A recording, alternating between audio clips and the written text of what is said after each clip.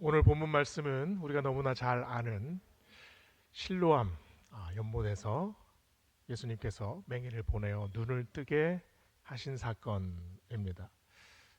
복음서에는 예수님께서 맹인의 눈을 뜨게 하신 사건들이 상당히 많이 나오죠. 근데 오늘 요한복음 9장은 다른 사건들과 좀 다르게 굉장히 많은 이야기들을 우리에게 하고 있습니다. 우리가 읽지는 않았지만 요한복음 9장 전체가 이 실로암 연못에서 눈뜬 그 사건을 이어서 계속해서 이야기가 전개되고 있어요. 이 맹인은 눈이 뜨고 나서 바리새인들과 공방을 하죠. 그러면서 그 이후에 아주 담대하게 예수 그리스도를 구주로 선포하는 내용까지 쭉 이어집니다. 오늘 본문 1절은 이렇게 시작을 해요. 예수께서 길을 가실 때에 날 때부터 맹인된 사람을 보신지라. 1절 말씀에 두 가지 때가 나타납니다. 예수님께서 예루살렘 골목길을 잠깐 지나가셨어요. 그리고 날 때부터 그 길에는 날 때부터 그 자리에 있었던 맹인의 평생이 있습니다. 잠깐과 평생이 교차합니다. 하나님의 시간과 인간의 시간은 이렇게 교차하면서 만나게 되죠. 이 태어날 때부터 날 때부터 보지 못했다라는 맹인, 이 맹인의 상태는 어떨까요? 아무것도 시각화하지 못합니다. 색깔, 빨간색과 초록색과 분홍색과 노란색을 상상하지 못합니다. 왜냐하면 날 때부터 한 번도 색깔을 보지 못했기 때문이죠. 예루살렘 성전이 얼마나 웅장한지 상상도 못할 거예요. 오로지 촉각으로만 그 예루살렘 성벽만 이렇게 만질 뿐이지요. 해가 떠오를 때 하얀 눈 덮인 산맥 위로 그 불타는 듯한 불덩이 태양이 서서히 솟구치는 모습, 아마 상상도 못할 겁니다. 푸른 대지 위에 아주 맑은 하늘에 아주 하얀 그 뭉게구름이 떠 있는 그 광경, 상상도 못할 겁니다. 지중해 바다가 그렇게 반짝반짝 빛나는 모습, 아마 상상도 못할 겁니다. 왜냐하면 한 번도 본 적이 없기 때문이죠. 이 맹인의 세계는 어디에 있습니까? 자기 집에서 구걸하는 그 골목, 몇 미터 안 되는 그 골목길의 구비와 또 어떻게 하면 넘어지지 않을까, 어떻게 하면 이 깡통에 돈을 한 푼이라도 더 모을까, 요거에만 집중되어 있죠. 시각이 좁아진 사람들은 그래서 인생까지 좁아집니다. 이 작고 어두운 세계 안에 갇혀있는 이 맹인의 모습, 어쩌면 이 맹인의 모습뿐이겠습니까? 보아도 보지 못하는 사람들이 얼마나 많이 있습니까? 봐도 제대로 깨닫고 알지 못하는 사람들도 숱하게 많이 있습니다. 가장 가까운 사람들이 흘리는 눈물을 느끼지 못하고 공감하지 못하는 사람, 배우자의 깊은 한숨의 의미를 전혀 알지 못하는 사람, 자녀들이 고민하고 아파하는 문제를 전혀 깨닫지 못하는 사람들이 있지 않습니까? 우리는 문화부 장관까지 지내셨던 이어령 교수님에 대해서 잘 알고 있습니다. 이분이 소천하셨죠. 그런데 소천하시기 전에 믿음을 가지셨고 지성에서 영성으로라는 아주 소중한 책을 쓰셨어요. 이 책을 쭉 읽다 보면 이분이 어떻게 믿음을 가지게 되셨는지가 이렇게 나옵니다. 외동딸 이민아 씨가 있었습니다. 근데 이 외동딸이 어렸을 때부터 아빠의 정에 굉장히 굶주렸어요. 그래서 그 아빠 서재에 밤에 문을 빼꼼히 열고 아빠한테 한번 안기고 싶어서 빼꼼히 열면 그때마다 이 이어령 선생님은 바쁘니까 계속 손가락으로 그냥 이렇게 하고 글쓰기에 그냥 매진합니다. 이 딸이 커가지고 큰 병에 걸렸어요. 그러면서 자기 소원이 아빠하고 교회에 가는 것이라고 얘기를 해요. 그러면서 같이 교회를 다니게 됐는데요. 딸은 점점 눈이 어두워져 가고 아버지는 두 눈이 멀쩡합니다. 그런데 두 눈이 멀쩡해도 제대로 본 것이 없다는 것을 깨달아요. 딸의 마음이 어떠했는지 전혀 알지 못했다는 거죠. 그러면서 점점 교회에 출석하면서 그동안 보지 못했던 것들을 점점 깨달아 알게 됩니다. 70평생 무신론자로 살다가 신앙을 가지는 것이 쉬운 일이겠습니까? 식사기도 한 번 하는 것도 굉장히 어색하고 힘들었다고 해요. 그런데 어느새 돌아보니 점점 힘이 빠지고 점점 죽음에 가까워오는 딸을 위해서 새벽에 일어나서 무릎 꿇고 기도하는 자신을 발견하게 됩니다. 딸이 먼저 소천했어요.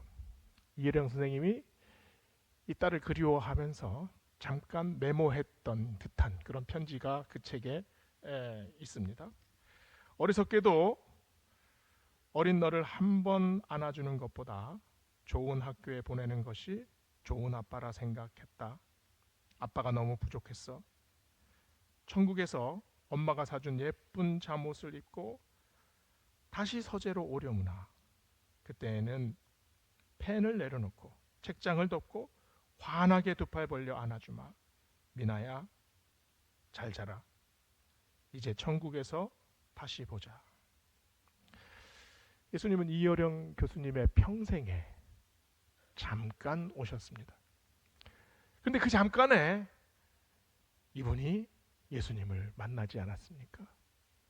그 잠깐의 시간과 평생의 시간이 이렇게 교차하게 됐습니다. 오늘 말씀에 예수님이 맹인을 어떻게 만나십니까? 길 가실 때에 날 때부터 맹인된 사람을 보신지라. 어떻게 보면 굉장히 우연처럼 보입니다. 그러나 예수님이 무엇을 보셨습니까? 맹인의 아픔을 보셨죠. 그리고 그 안에 담겨진 다른 사람은 절대 알 수 없는 슬픔을 보셨습니다. 그리고 그 어둠을 보셨죠. 이 인생의 어둠과 절망. 신앙은 어떻게 생겨납니까? 내가 예수님을 발견했다로 시작하지 않습니다. 예수님이 나를 보셨습니다 해서부터 시작을 하지요. 맹인은 오늘 말씀에 보면 예수님께 어떤 요청도 하지 않았습니다. 요청할 이유도 없었고 요청할 수도 없었어요. 왜냐하면 보지 못하니까요. 예수님이 자기 근처에 있다는 것도 전혀 인지하지 못했습니다. 우리는 대부분 구할 힘조차 없는 문제들을 하나씩 가슴에 담고 살아갑니다. 아무리 내 마음이 어두워져도 이제는 더 이상 일어설 힘조차 없어도 그저 그 아픔에 그냥 적응하려고 계속 발버둥 치기만 하지요. 기도로 나아가지 않습니다. 하나님 앞에 내가 무엇을 구해야 할지도 알지 못하는 경우들이 태반이기 때문이지요. 예수님이 누구에게 오셨습니까? 인생의 의미가 무엇인지 전혀 알지 못하는 사람에게, 나에게 닥친 이 고통을 도무지 설명할 수 없는 사람에게, 그 깊은 어둠에 그냥 잠겨서 끙끙거리면서 어둠에 적응하려고만 하는 사람에게 주여 저를 도와주소서 한마디 말도 할 수 없는 바로 그 사람에게 주님은 그렇게 우리에게 오십니다. 이 맹인을 보고 제자들이 2절에서 묻잖아요. 라삐여, 이 사람이 맹인으로 난 것이 누구의 죄로 인함이니까? 자기이니까 아니면 그의 부모이니까? 예수님이 그 맹인을 지금 보고 계십니다. 맹인은 보지만 못하지 들을 수는 있잖아요. 제가 맹인이라면 기분이 엄청 안 좋았을 거예요. 이것들이 지나가다가 나를 보고 무슨 눈이 먼 게 내 죄냐 아니면 우리 아버지 죄냐 이걸 얘기를 하고 있잖아요. 제자들은 지금 예수님과 지나가면서 그냥 궁금한 점을 툭 예수님께 질문했습니다. 도대체 누구 죄 때문에 저 사람이 저 꼴이 됐습니까? 그러면 이 맹인은 어땠겠습니까? 평생 이 문제를 끌어안고 씨름하며 살지 않았겠습니까? 하나님 도대체 왜 저는 보지 못합니까? 도대체 하나님 내가 왜 이런 고통을 짊어지고 살아야 합니까? 왜 하필 저입니까? 평생 씨름했어야 할 문제입니다. 하나님을 원망하고 울부짖었겠죠. 인간은 모두가 고통의 원인을 찾고 싶어 합니다. 왜냐하면 그 고통의 원인을 어렴풋이나마 알게 되면 그 고통을 통제하고 컨트롤할 수 있다고 생각을 하기 때문이죠. 그래서 사람들은 아주 쉽게 고통을 죄와 연결합니다. 저 사람은 절에서 병이 걸렸어. 저 사람은 저런 일을 했기 때문에 잘 안 되는 거야. 이게 고통은 우리가 알 수 없는 영역이에요. 그런데 이걸 도식화하고 쉽게 확 정리를 해서 죄와 딱 연결해 버립니다. 그러면 그 도식화 안에 내가 들어가면 어떨까요? 그 사람은 분노합니다. 왜냐하면 그 고통과 내가 겪는 고통과 내가 했던 일들이 연결이 안 됩니다. 도무지 이해할 수가 없기 때문이죠. 그런데 많은 사람들이 서슴없이 한 사람의 고통을 그 사람의 죄와 연결하려고 해요. 예수님은 그 고통과 죄악의 도식을 완전히 뒤집으십니다. 3절에서 말씀하시죠. 이 사람이나 그 부모의 죄로 인한 것이 아니라 하나님이 하시는 일을 나타내고자 하십니다. 고통을 원인과 결과가 아닌 새로운 목적과 섭리로 보여주십니다. 나에게 왜 이런 고통을 주십니까? 도대체 왜 나입니까? 라고 울부짖는 사람에게 너를 통해서 내가 새 일을 이루리라. 이렇게 고통 속에서 문을 여시고 우리에게 새로움을 보게 하십니다. 그게 뭡니까? 고통받은 사람은 다른 사람의 고통을 껴안는 사람으로 성장합니다. 상처받은 사람은 내가 가진 그 상처로 다른 사람을 치유하는 그 길을 점점 걸어가게 됩니다. 예수님께서 지금 이 보지 못하는 맹인을 통해서 하나님께서 그 새 일을 지금 이루시려고 하는 거죠. 우리는 매번 도대체 왜 고통의 원인을 찾으려고 해요. 그러나 예수님은 지금 왜라는 질문 대신 책임을 이 고통 속에서 그 고통받는 사람들을 위해서 우리가 무엇을 해야 할지를 지금 묻고 계십니다. 강아지똥이라는 동화를 썼던 권정생 선생님을 아실 겁니다. 이분이 안동에 있는 작은 시골 교회에 평생 종지기로 사셨어요. 그리고 가난한 사람들, 그리고 무시받는 사람들, 그리고 힘없는 아이들의 친구로 사시면서 밤마다 그 꾹꾹 눌러서 동화를 쓰신 분이에요. 자신을 강아지똥처럼 여겼던 분입니다. 다른 사람들이 무시하고 별 볼 일 없다고 생각했지만 자기가 아끼는 그 아이들, 자기가 아끼는 성도들을 위해서 그 자기의 모든 것들을 이렇게 그 헌신해서 결국 거기서 민들레 꽃을 피우는 것처럼 그런 삶을 사셨어요. 이분이 하나님이 우리 옆집에 살고 있네요 라는 동화책을 또 하나 냈는데요.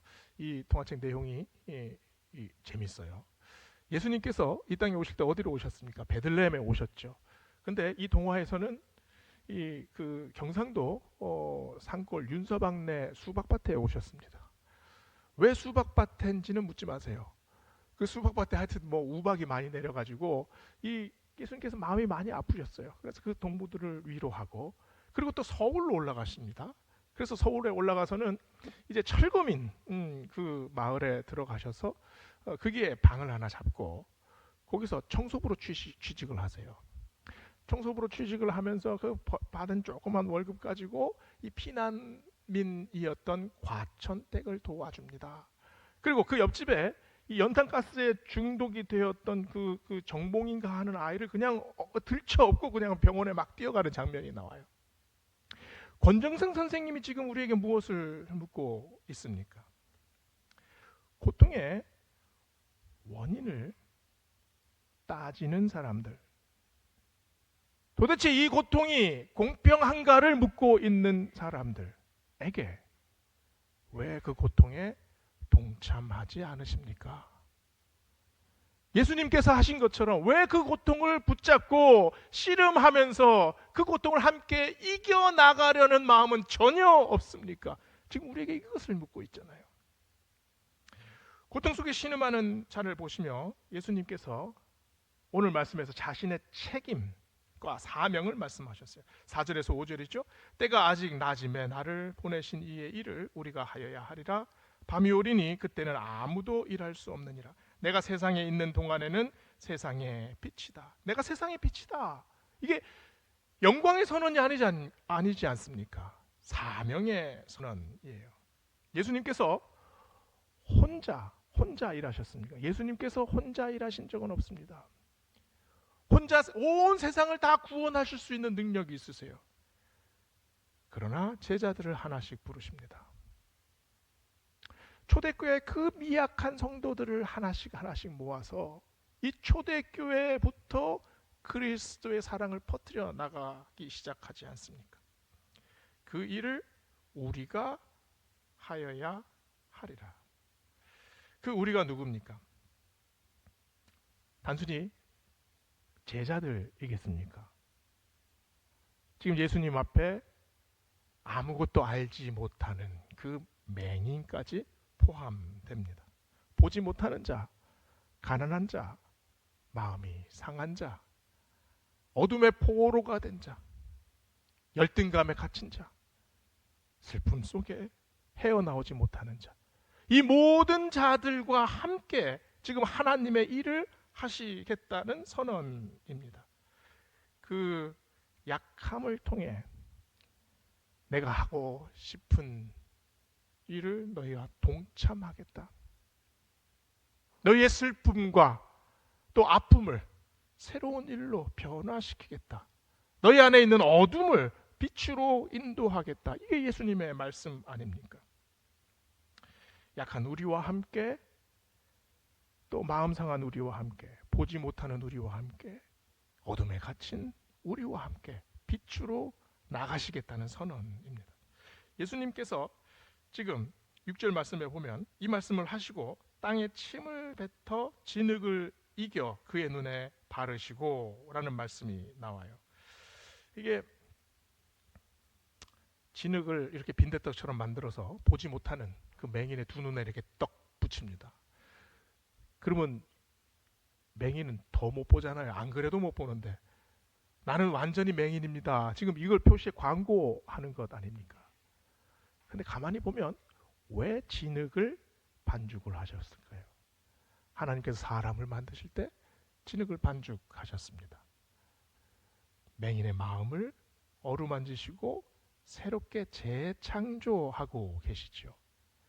맹인의 마음만 만지시는 것이 아니라 그것을 함께 보고 있는 예수님의 말씀을 들은 모든 사람의 마음을 지금 하나씩 새롭게 만지고 계십니다. 그 다음 7절에 뭐라고 말씀하셨나요? 이르시되 실로암 못에 가서 씻으라. 우리는 이 장면을 딱 상상을 하면서 이 맹인이 벌떡 일어나서 성큼성큼 실로암으로 걸어갔다고 생각합니다. 절대 그럴 수가 없습니다. 왜냐하면 아직 보지 못하니까요. 아직 눈을 뜨지 못했기 때문입니다. 아마 지금 예수님께서 붙이신 그 빈대떡 같은 진흙떡을 이 눈에 붙이고 손을 앞으로 해가지고 더듬 걸어갔을 거예요. 찾아갈 수 있겠습니까? 그런데 그때 옆에서 예수님의 말씀을 함께 들었던 사람들이 도와주지 않았을까요? 부축해주지 않았을까요? 보지 못하는 자와 보는 자, 그리고 도움이 필요한 자와 돕는 자, 길을 모르는 자와 길을 아는 자, 함께 그 길을 가지 않았겠습니까? 예수님께서 진흙으로 만드신 그 동참의 원리, 이 아픔을 당한 사람과 그 아픔을 보는 사람이 함께 마음을 합하여야 하리라, 이 말씀이잖아요. 그러나 아무리 도움을 받아도 실로암까지는 맹인이 직접 가야 합니다. 예루살렘 도성 내에 골목이 얼마나 복잡합니까? 미로처럼 얽혀 있어요. 제가 부임해가지고 한 달쯤 됐을까요? 동네를 탐방을 해야겠다고 이곳저곳 다닌 적이 있었습니다. 이게 지금 없어졌지만 비계가 있지요. 들어갔다가 아주 그냥 혼이 났습니다. 올라갈 때는 아무 생각 없이 막 올라갔는데 내려올 때는 이 골목길이 그냥 좁은 골목길이 얼마나 많이 얽혀 있는지 분명히 이 길로 왔는데 가보면 아니에요. 이 길이 막혔고 막 30분을 헤매다가 겨우 빠져나왔습니다. 맹인은 예수님의 음성을 들었습니다. 실로암에 가서 씻으라. 근데 그 실로암이 어딘지 맹인은 알지 못하죠. 그냥 좌표 하나만 딱 찍어준 것 같아요. 실로암의 방향을 가르쳐준 사람이 있겠죠. 가는데 그게 언덕길인지 아니면은 가서 그냥 돌을 만나서 넘어질지, 사람들이 막 쏟아져 나와서 그게 밀려서 넘어질지 알 수 없는 길이에요.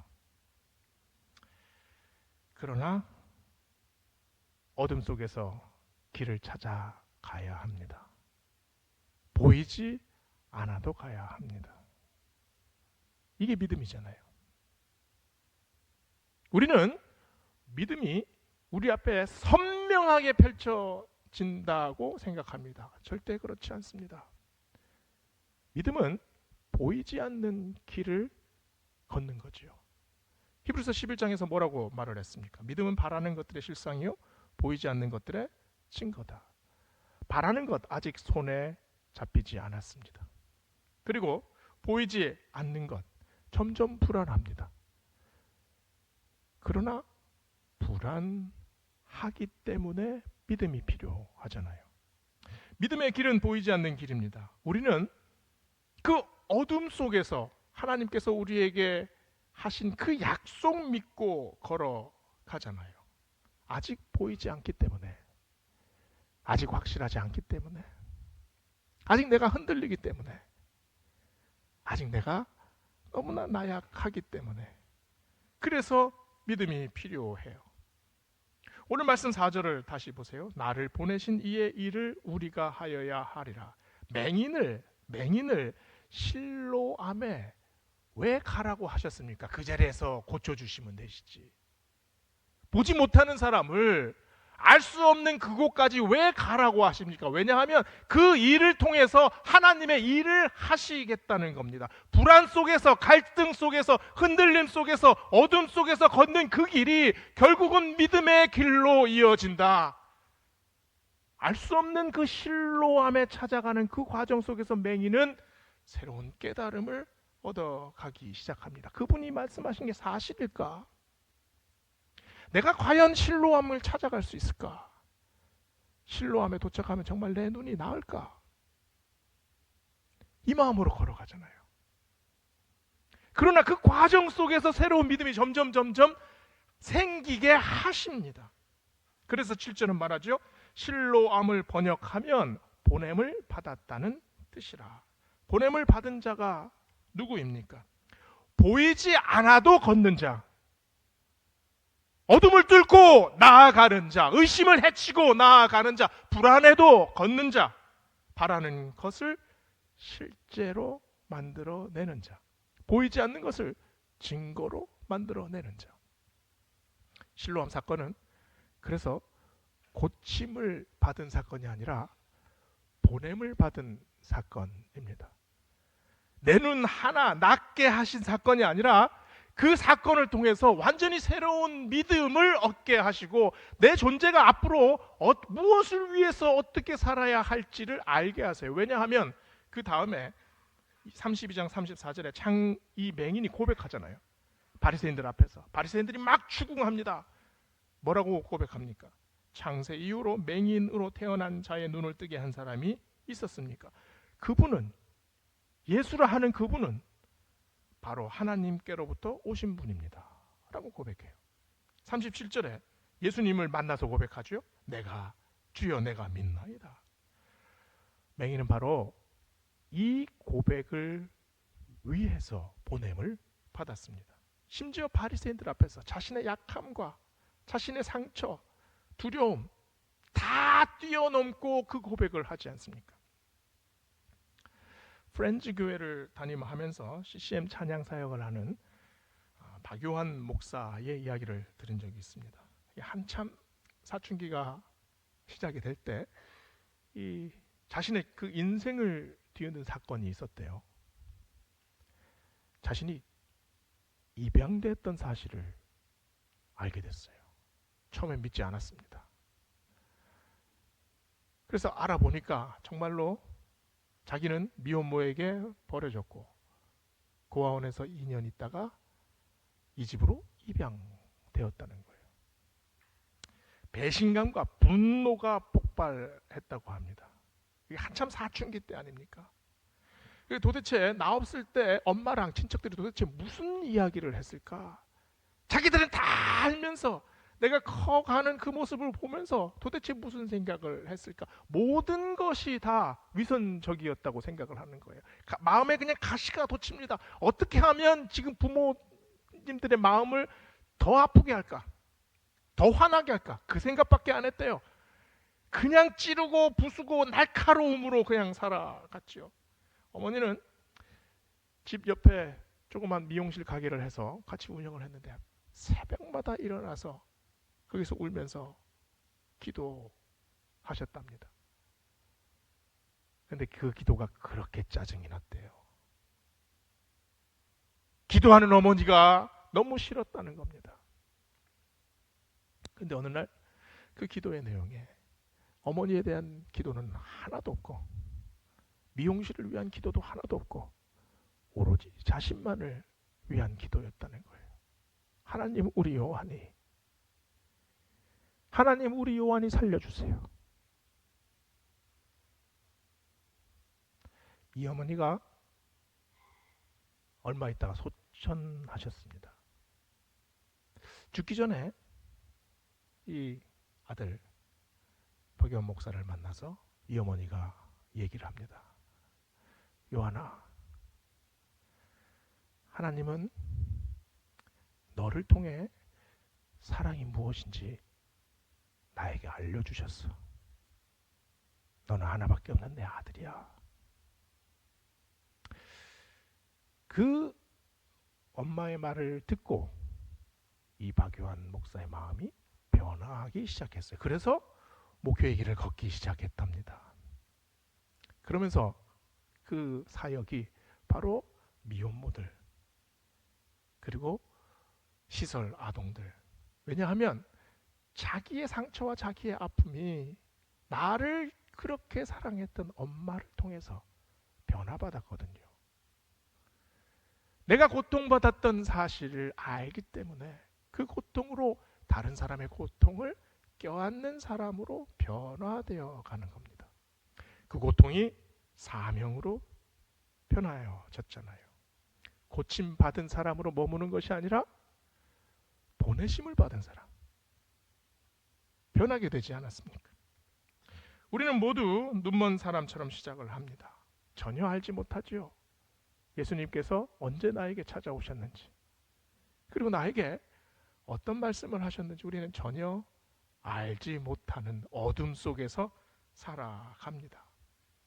내 인생의 실로함은 어디에 있습니까? 어디로 가야 합니까? 그리고 우리는 어떤 길을 걸어왔습니까? 어쩌면 우리는 눈먼 사람처럼 그 실로함을 향해 걸어갑니다. 믿음도 없고 사랑도 제대로 느끼지 못하고 능력도 우리 안에 없는 것 같아요. 그러나 그 실로함으로 한 걸음 한 걸음 내디면서 불안하고 또 더듬더듬 걸어가는 그 길 위에 하나님께서 은혜를 베풀어 주십니다.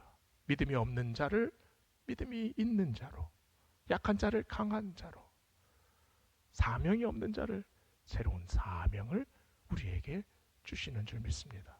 오늘 말씀을 통해 다시 우리도 실로암을 향해 걸어가겠습니다. 다짐하는 우리 모두 되시기를 주의 이름으로 축원합니다.